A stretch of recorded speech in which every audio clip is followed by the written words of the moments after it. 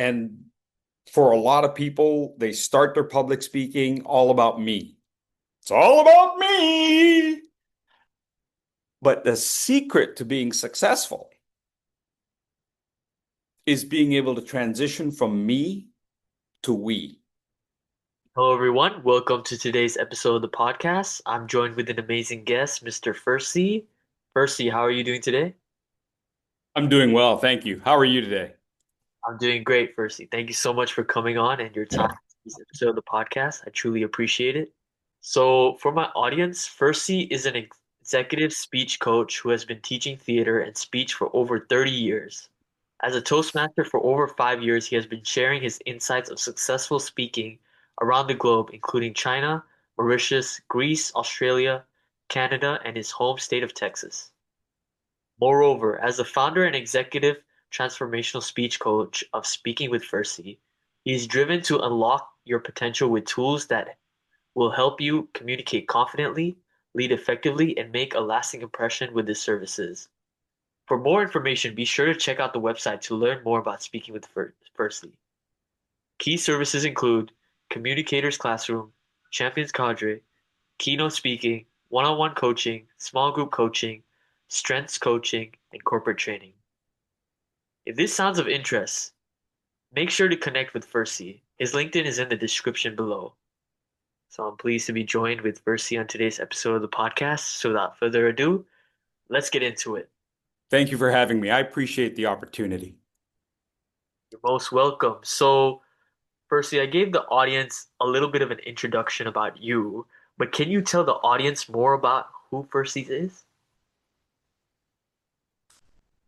I'm the guy that you want when you need somebody the most. I've worked with students for so long, mostly in high school, some in middle school. And you're talking about people that sometimes they were just having the worst day of their life. And I took pride in the fact that I could support them and I could help them. And now when you've got people facing high stakes situations like entrepreneurs who have to go in front of investors in a Shark Tank like scenario, they're asking for millions of dollars and they got 2 minutes to make an impression. I want to be the person on your side to help you. I want to help you get what you need. That's essentially who I am. So, on that similar note, if we talk about something I mentioned, which was speaking with Fursey, my audience is probably watching this and is curious. Why did you start speaking with Fursey? And how do you work with clients to discover their best self? Well, I appreciate that question. I was a teacher, as you said, for over 30 years as a teacher and administrator, and that means I'm in my room or in my office, and then whoever walks in the door, I help them. But that means I'm dependent on you to walk in my door. But I knew that there were a lot of other people out there who kind of needed some help. Once I left the classroom behind, the literal box classroom, now the world is my classroom. And now I don't have to wait for you to come to me. Now I can go out and put myself in a position where you don't have to come very far to get a little bit of help. Now I can meet people from India, from Africa, from Europe, and say, how can I help you? How can I support you? How can I be that 1 degree of help that helps you get to where you want to be? And that's why it's speaking with Fursey. How can you have a moment with me to move your speaking career forward?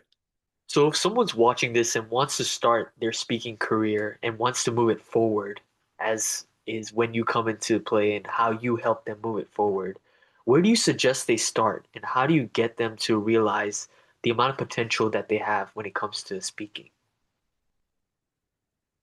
I think one of the important things that they have to do is to be able to listen. And we're talking about listening to ourselves, right? First off, we're talking about listening to ourselves. What is your heart really trying to say? In today's world, we get a lot of noise. Yeah, we get a lot of noise from a lot of different sources. And the place that we don't listen to enough is ourselves. That's the first part. The second part then is, are we listening to our audience? Because if we're going to speak, if we're going to coach others, we have to make sure that we're listening to them. And that's something that I think we have to do as speakers. And if this is one of your goals, then you've got to be able to listen to your heart and listen to your audience. I think that's some really great advice and something that a lot of people can agree on because to be a good speaker, sometimes you need to be a great listener. Do you agree with that? Absolutely. Absolutely. So, if we look about your experience and how you've been able to excel and grow over 30 years of speaking experience, as well as coaching students, is there anything that you find common when it comes to coaching them that you kind of start with in order to help them grow in their speaking experience and their journey? Well, just a moment ago, we were talking about listening. But I think a lot of people think of listening as what happens between the ears. Take it one step further. Are you listening with your heart? When I'm listening to students, you have to remember that at that young age, they don't necessarily have the ability to put things into words. Now they feel things. Their lives are real. I'm not diminishing their lives at all. Actually, I'm paying them a compliment. They're feeling very real emotions. They're experiencing very real world conflict, but they just don't have the vocabulary, the skill set to put it into words and verbalize it. That's when we as adults, we've got to listen with our hearts.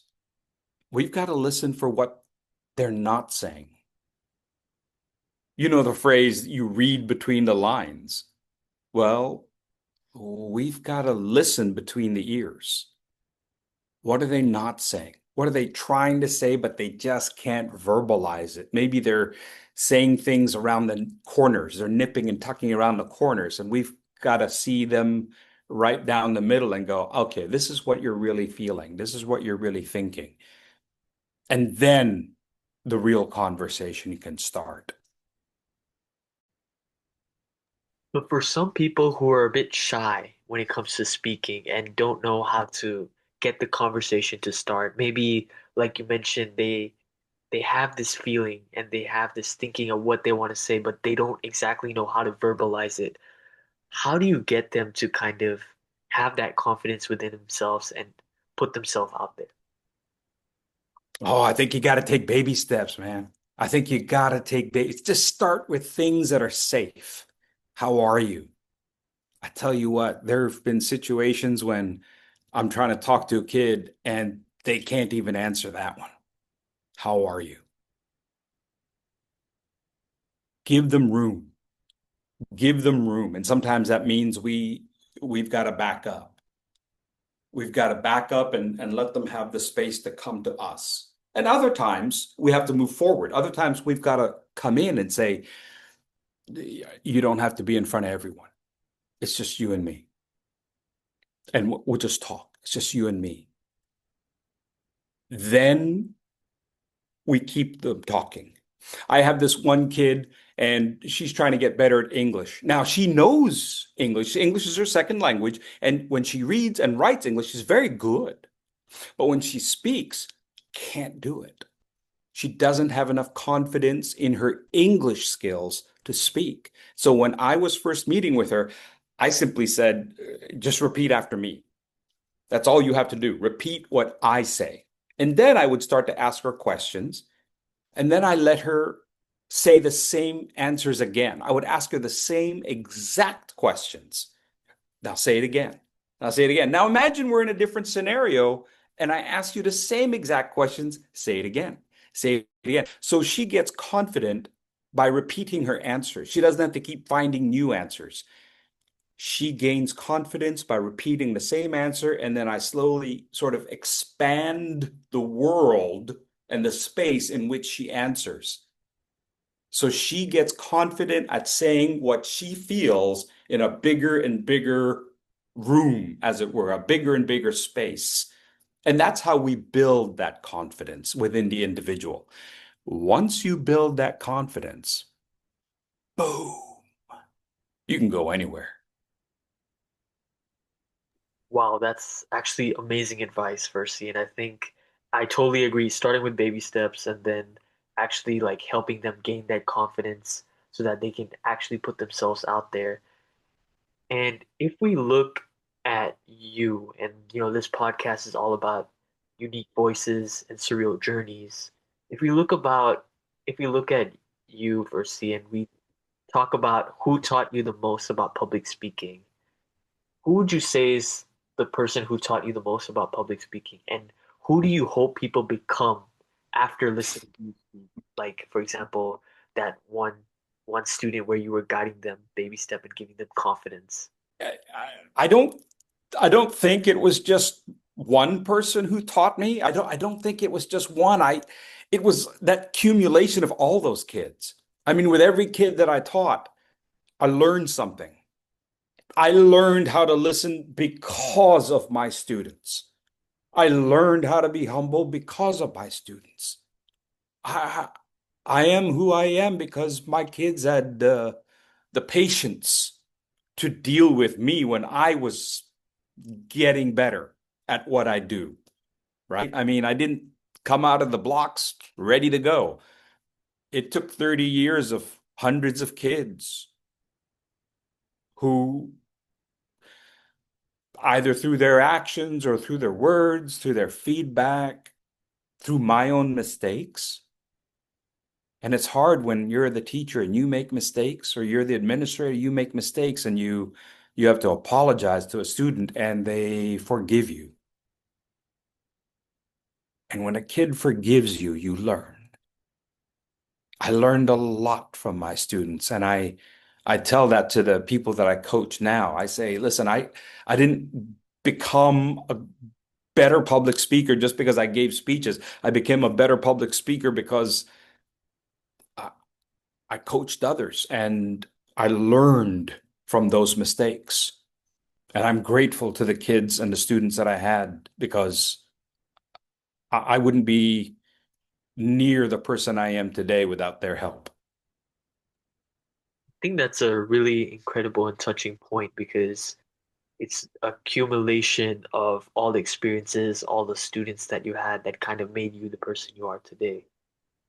And if we look at where you have started to, like you said, 30 years of experience to where you are now. If we were to look back at your whole journey, what topic would you say was your biggest breakthrough when it came to speaking? And why do you think that topic in particular was the biggest breakthrough?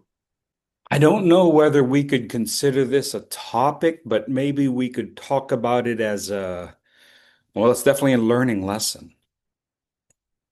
As you, as I was teaching theater and directing students, one of the things that I became aware of was how we walk around with masks on. We wear a mask. This is what faces outward. This is what everybody else sees. We see the mask. And one of the most important things about good acting, not fake acting of, hi, I'm acting. That's what everybody thinks acting is, the performance, the mask. But one of the signs of really good acting is when you take the mask off. And as I work with kids who are still discovering who they are in the world and having masks on to protect themselves, as we all do, you coach them and you get them to lower their mask. And pretty soon they can speak to you without that mask on, and they can be vulnerable with their emotions, and they can stand on a stage in front of hundreds of people, their souls naked. Transferring that to public speaking has very similar parallels. How can we be vulnerable in front of an audience? Because that's where we start to touch on authenticity. And in the world of AI, where so much out there is fake, I think people want something authentic. People want a real reaction, a real emotion, and that means taking off your mask. And if I can help people do that, then that means I can help people be authentic in front of their audience, whether that's a business scenario or their own families. I mean, if I could help somebody take off their mask to be their best father, mother that they can be to their kids, I feel like I've contributed something useful. I really like that the way that you put it about the mask and being authentic and being real. And a lot of your speeches, when, my audience probably has looked online of all the speeches that you've given, you're very authentic, you're very real, you're very yourself. They can tell that it's Fursey and you don't have a mask on. And if we talk about some of your speeches that you've given and your performance in the big stage, you, like we mentioned, have a lot of accolades and have achieved so many things in this field of public speaking and speaking that gets my audience to be a little bit curious to know how they can have the sort of success that you have had. So my next question to you is, what does it take to become a district champion as well as a Toastmaster of the Year? And how can some of my audience who's watching this episode right now have what it takes to have the accomplishments that you've had over the course of your career? I think you've got to have the courage to be genuine. You've got to have the courage to help others. I think a lot of times we think of public speakers being in the spotlight, and for a lot of people, they start their public speaking all about me. It's all about me. But the secret to being successful is being able to transition from me to we.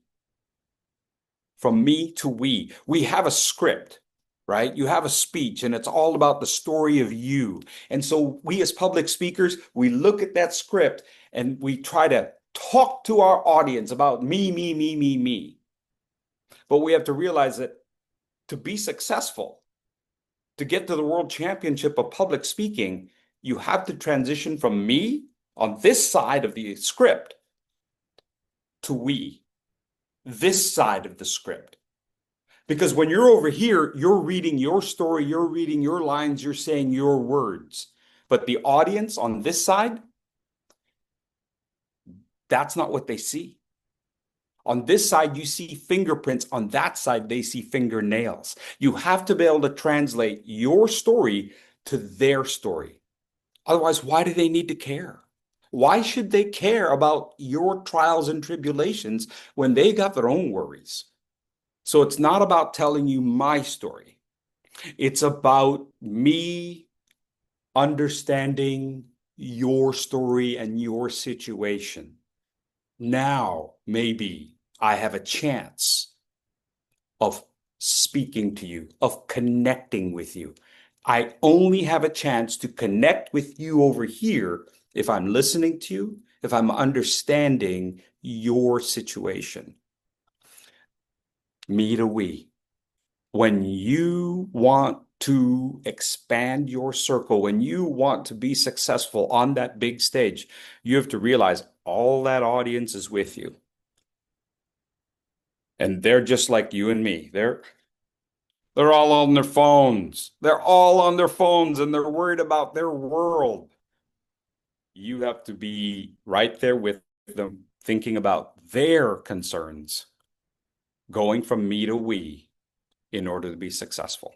Wow, Percy, that's an incredible analogy, and I love the way that you put it. It's just incredible the way that you communicated that, and I'm sure my audience can listen to that and take apart the passion and the way that they need to communicate if they want to be confident public speakers to the audience.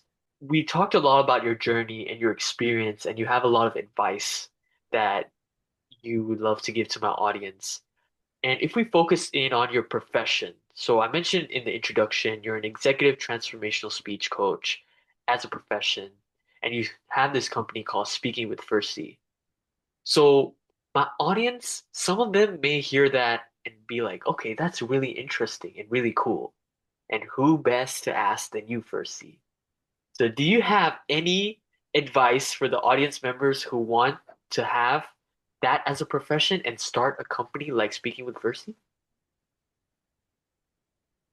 I think the best advice that I could give, if this is what you want to do, is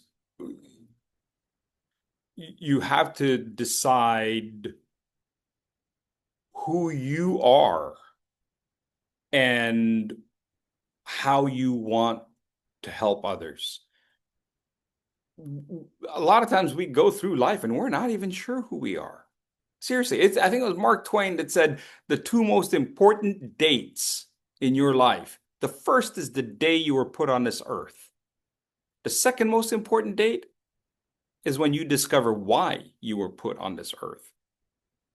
And so when you coach, when you teach, when you are helping somebody else, you have to figure out what's the way that you do that. What is the key part of your personality that you're going to use to achieve that goal? Because because if you're just in it for the money, it's not going to be inspiring to you or to them. It's just a job. And it's hard for students to accept coaching from somebody who's in it just for a job. So you've got to figure out who you are and then decide, how do I want to help others? Do I want to give them all the answers? Do I want to coach them? Do I want to give them speaking skills like how to breathe, how to speak? Or do I want to help them find their heart and express their heart? Because the first thing you're going to do as a speaker is learn how to voice it. The second thing you're going to do as a speaker is to figure out, what am I going to say? Right? When we speak, where it's not about speaking with our lips, it's about speaking with our hearts. If you don't know what's in your heart, and how in the world are you going to communicate that to your audience? So I think those are the things that people really need to concern themselves with if they want to be a speaking coach.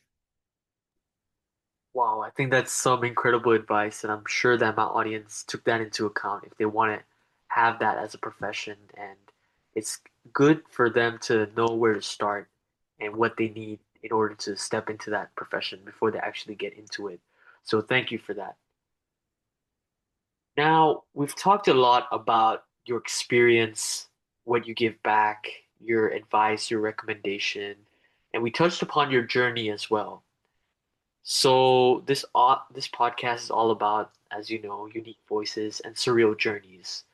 So I would like to ask you, what is your surreal journey? Because everyone has a journey. So what's yours? I tell you what, the most surreal experience I have is when people are trying to pronounce my name.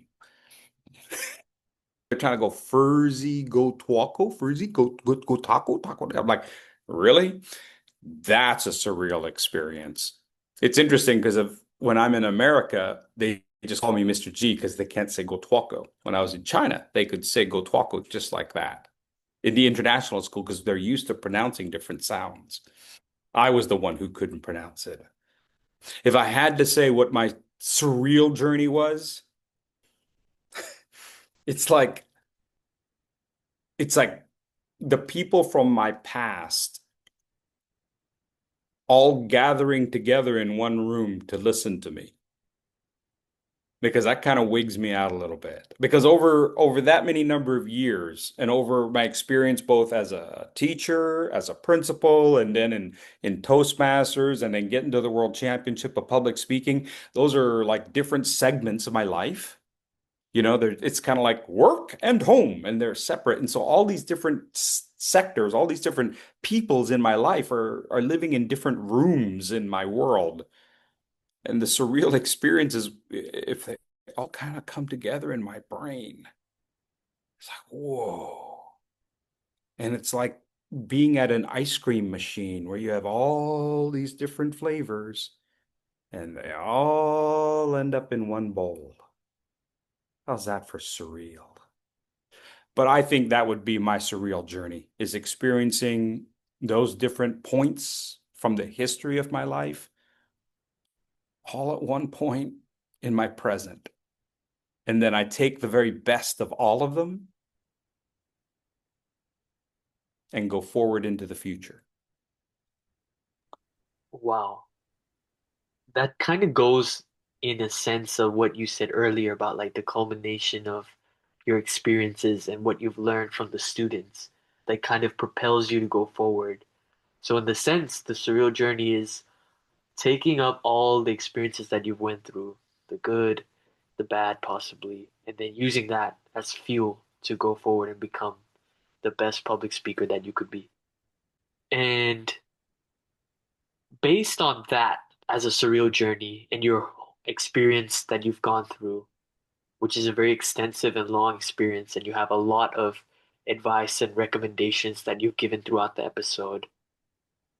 If we focus on a unique message and one that you would like to voice out to the world. So I asked all my guests this question. If you could voice one unique message to the world, what would it be?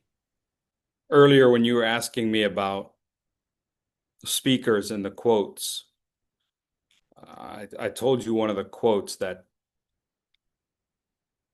I like to share, and they don't care how much you know until they know how much you care. I live by those words as a teacher and as an administrator, as a principal, hiring teachers. That was the first question I asked them. The very first question in a job interview, if you want to teach at my school, then you've got to be able to answer that question. They don't care how much you know until they know how much you care. In your classroom, how do your kids know that you care? How do you show kids that you care? Because I told you earlier, we live in an age when everything is there, all the knowledge we need. There's not a single thing I can tell a kid that they can't get on their own. So then why then are you and I thrust into this room together?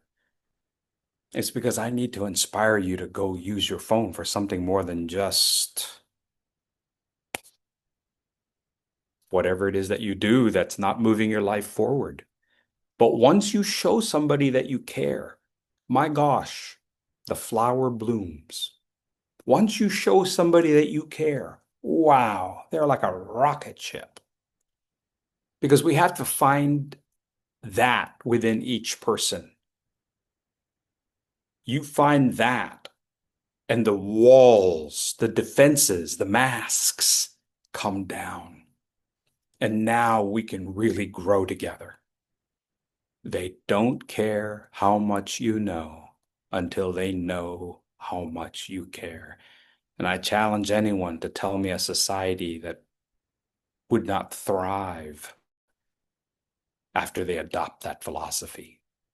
You want to know the hardest question that I ask my applicants? That's a relatively easy one. The hardest question that I ask teachers if they want to teach at my school, here it is. I go, tell me a joke.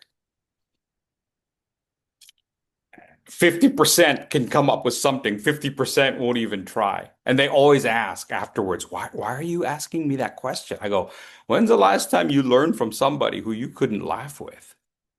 You don't have to be a comedian, but you gotta be able to handle a joke. You gotta be able to have a sense of humor, or we're just not going to get very far. Most of the disciplinary issues I ever dealt with is because the kid had a teacher problem, personality issues. Once we all learn how to laugh a little bit together, oh, we're going to get along just fine. Anyway, And that's actually really intriguing, the question and like tell me a joke, because that's not a common question anyone would ask someone else, and to base the decision off that and whether you'd get along, I think that's very unique. That's very rare, right? oh yeah, oh yeah. Nobody else is going to ask you that. Stuns them, and they can't prepare for it. All the research you do about the school, all the college classes you take, it's not going to prepare you for that. It boils down to you as an individual. Do you fit? Do you fit this place? And what kind of place do you want to be in? And I'm sure that for a lot of people, that place could be, you know, in a room with Fursey and getting that coaching and getting that experience to grow and become the best speaker and the best version of themselves when it comes to speaking and many more. As we are approaching the end of this episode of the podcast, I'm going to leave the floor to you first. Is there any last comments or thoughts you want to leave the audience with? Go for it. Whatever it is you want in this world, in this life, go for it. You want to reach out to people, do that. We live in a time that's so beautiful. You can meet with anybody, anywhere in the world. The only limitation is your own imagination. Go for it. And when you want to go for it through your speaking journey, come see me. I'll help you find a great journey that you can be proud of. Appreciate you having me on tonight. Awesome. That's a great way to end this interview section of the podcast. You're most welcome, Fursey. Thank you so much for your time. It's been a pleasure having you on today's episode.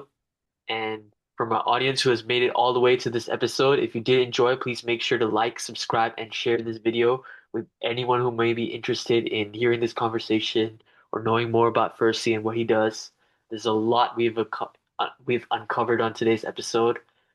And if you're interested in learning more about Fursey, all the details are in the comment section below. You are more than welcome to reach out to him.